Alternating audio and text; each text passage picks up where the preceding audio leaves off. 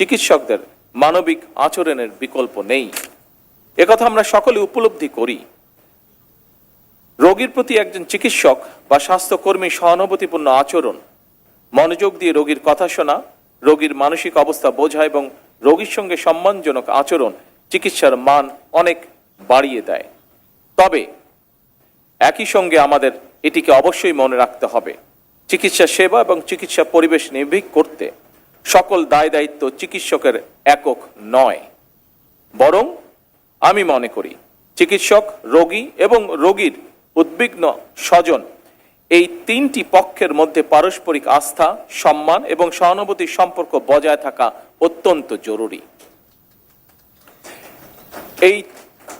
এই তিনের মধ্যে পারস্পরিক আস্থা এবং সম্মানের পরিবর্তে চিকিৎসকরা যদি নিরাপত্তাহীনতা অনুভব করেন কিংবা রোগী এবং রোগীর স্বজনরা যদি চিকিৎসকদের উপরে বিশ্বাস এবং মর্যাদা সম্পর্ক অনুভব না করেন, তাহলে আমরা যতই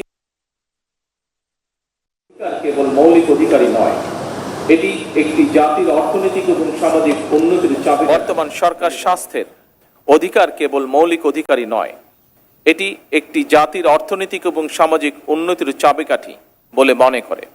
আমি মনে করি স্বাস্থ্যসেবা সহজলভ্য এবং সবার জন্য সমানভাবে প্রাপ্য হওয়া অত্যন্ত জরুরি। উন্নত চিকিৎসা যদি শুধু শহরের বিত্তবান মানুষের মধ্যে সীমাবদ্ধ থাকে, তাহলে সেটিকে পূর্ণাঙ্গ আধুনিক স্বাস্থ্যসেবা বলা যাবে না।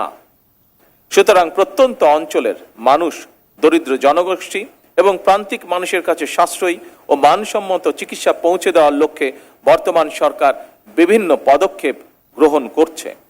প্রত্যন্ত অঞ্চলের একজন রোগী যাতে যে কোনো চিকিৎসার জন্য প্রচুর অর্থ ব্যয় করে রাজধানীতে আসতে না হয়, এজন্য সরকার হেলথ কার্ডের মাধ্যমে একটি আধুনিক ও কার্যকর রেফারেন্স সিস্টেম গড়ে তোলার পাশাপাশি চিকিৎসা সুবিধা মানুষের দোরগোড়ায় পৌঁছে দেওয়ার জন্য তিব্বত কদুর তেল চুলকে করে শক্ত আর মজবুত, ঠান্ডা মাথায় ভালোবাসার জয়। অপরদিকে বর্তমান সরকারের মেয়াদকালে ইনশাআল্লাহ পর্যায়ক্রমে প্রতিটি উপজেলা হাসপাতালকে 151 শয্যা বিশিষ্ট হাসপাতালে উন্নীত করা হবে। উপস্থিত সুধীবৃন্দ, আজকে শিশুদের আগামীর ভবিষ্যৎ 151 উন্নীত করা হবে।